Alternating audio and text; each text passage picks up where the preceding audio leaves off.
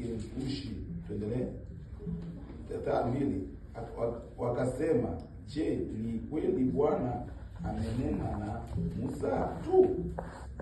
Hakunena na sisi pia? Bwana akasikia maneno yao. 3 na mwisho. Basi huyu Musa alikuwa mpole sana zaidi ya wanadamu wote waliokuwa juu ya uso wa nchi. Amen. Amen. Bwana Yesu Kristo asifiwe. Wenzetu wengine ya pili ni kutokuaminika na watu. Yaani utumishi wa kutokuaminika na watu. Kutokuwa na kibali na watu. Mungu anamwonyesha Ayubu, lakini kwa watu wenye wanapinga kuhusu maono ya Ayubu. Nakumbuka Pastor Mbaga nampendaga sana, Pastor Mbaga nazoea kumfuatilia sana. Akasema bali mwalikaka sehemu fulani kwenda kuhubiria. Hiyo sehemu maybe na nukutu nasema kisi mimi naanza. Ukuta sehemu ilikuwa ni fasi ni kuko ubaguzi sana. Pastor Mbaga anataka kuhubiria kweli, lakini ndio kisi walimuona katuku sura kusema huyu hawezi akahubiria huyu. Kisi kenye alikuwa cha mbele kule wakamwambia bwana wewe uikale kule nyuma, akaenda kala kule nyuma. Akasubiria Pastor Mbaga, yeye walikuwa wamjui. Kumbe Pastor Mbaga ndio mwenye alikuwa pale mbele. Haleluya. Pastor Mbaga ndio mwenye alikuwa pale mbele. Kipindi wale watumishi wanakuwa kusimulia wakasema hata tupige nani simu, pastor mwingine apige basi kama yeye anachelewa. Kipindi anapiga simu ndio pastor mwingine akaanza kwa mjeo akasema sasa tuwase tumpatie huyu mwenye alikuwa hapa ahubiri. Akahubiri na ni kweli Mungu alimtumia jinsi ana pesa. Kipindi sasa kanisa inaisha bakikala sasa kule mwisho kule. Sasa kudiscuss. Sema mtu Mungu kabla na ubiria mzuri, sasa tumpatie tena aendeleshe basi kipindi. Bwana Yesu Kristo asifiwe. Kumbe kuna kipimo cha imani ya utumishi. Kuna namna jinsi Mungu anakuwa anatupima ili ajue kama ni kweli tunamwaminia.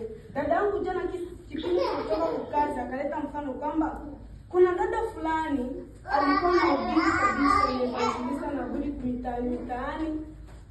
Huyo dada kipindi iko na hubiria akaanza muona mwingine baba iko nasimama niko namwambia sense kama uko ananihubiria atumie. Banaanza discuss na huyo baba, lakini hakuna mtu mwingine mwenye iko na mtu kwa huyo dada. Huyo dada bakakuwa mshangala, mbona uko na nani? Uko nasema uko sema na nasema nipo sema na huyu kwani mama muone? Akasema hapana, tumuone mtu mwenye uko anazungumza naye. Bikaendelea hivyo. Huyo baba ukafika mwa kipindi, huyo binti akaendelea tukaongea na huyo baba na watu walikuwa wanamshangala. Huyo baba akamwambia kama hizi franka 75,000 wende uzipatie familia yangu na kampatia address na kila kitu chote.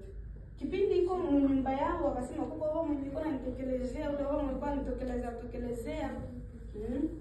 Ananiambia kama hizi 5,000 nende nipatie familia yake. Iko mwa hivyo bakampigia simu mama yake anagonga anahitajika 5,000 kwa sababu ya operation ya mama yake hapo. Huyo dada cha kwanza ajue mtu mwenye yuko naongea naye. Yeye mwenyewe tu ndio yuko naongea naye. Alafu familia wanamwambia senti kisi wewe ule baba nikupatie hizi franka, tupatie hizi franka sie, tena tumtunzishe mama waweze akakufa kwa sababu wewe uko na hizi franka na huyu mtu si atumjui, tuzikamate tu tena mtunzishe mama. Yeye anataka akasema eti hapana.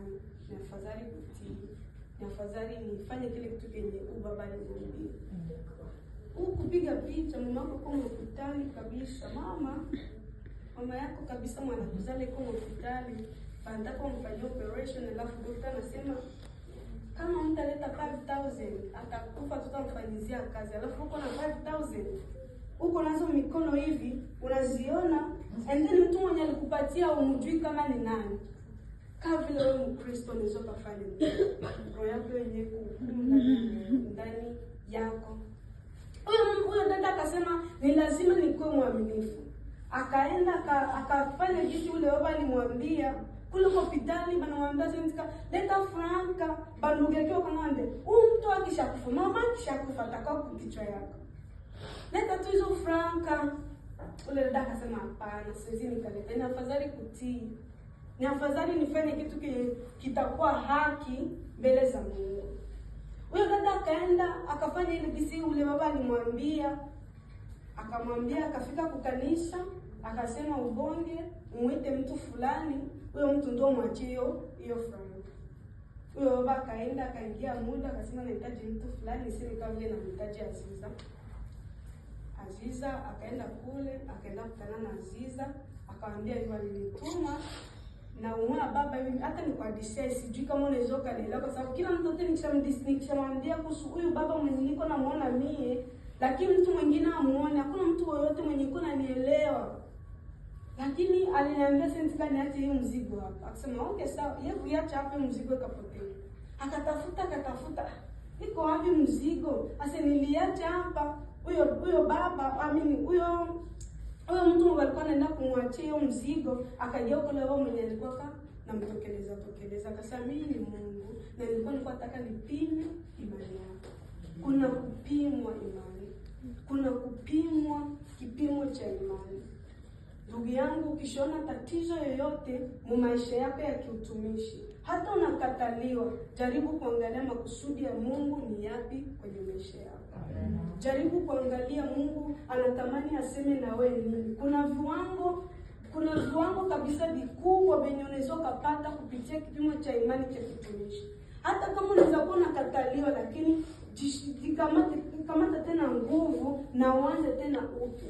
Kipindi pastor ananiambia sasa nitahubiria, kwa sababu jana nilishinda nikasema nitahubiria kuhusu nini, lakini kipindi niko nasoma asubuhi nilisoma kuhusu kisa cha Ayubu. Nikakuwa niko ndani ya roho yangu nikakuwa nikasikia kipimo cha imani. Pastor Fenya ananiambia, nikasikia ile roho tena kipimo cha imani, nikamkimbilia Aziza. Nikasema pastor ananiambia sasa nihubirie, nikasema nihubirie nini? Nimwambie niache ama hai. Aziza akaniweka moyo akasema ufanye tu hubiria, hata kama akishakuwa kuna kuambia uhubirie utakatala mpaka lini? Uko evangelist pale. Nikamwambia kuna siku yako na wewe. Bwana Yesu Kristo asifiwe. Amen. Kuna kupimwa imani katika utumishi. Pointi yetu nyingine ya 3 tulisoma kitabu cha Genesis, Mwanzo sura ya 22 mstari wa 1 mpaka 15.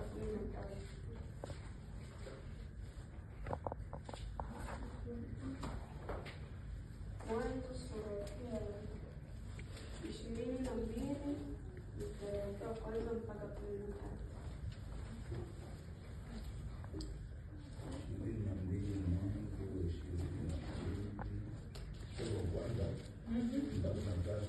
Mwanzo 22 mstari wake wa kwanza mpaka 13. Somo la jina la Yesu. Ikawa baada ya mambo haya, Mungu alimjaribu Ibrahimu, akamwambia, Ibrahimu, naye akasema, mimi hapa. 2. Akasema, mchukue mwana wako wa pekee mpendaye Isaka, ukaende zako mpaka nchi ya Moria, ukamtoe sadaka ya kuteketezwa huko juu ya mlima mmoja wapo nitakaokuambia. 3. Ibrahimu pamoja naye na Isaka mwanawe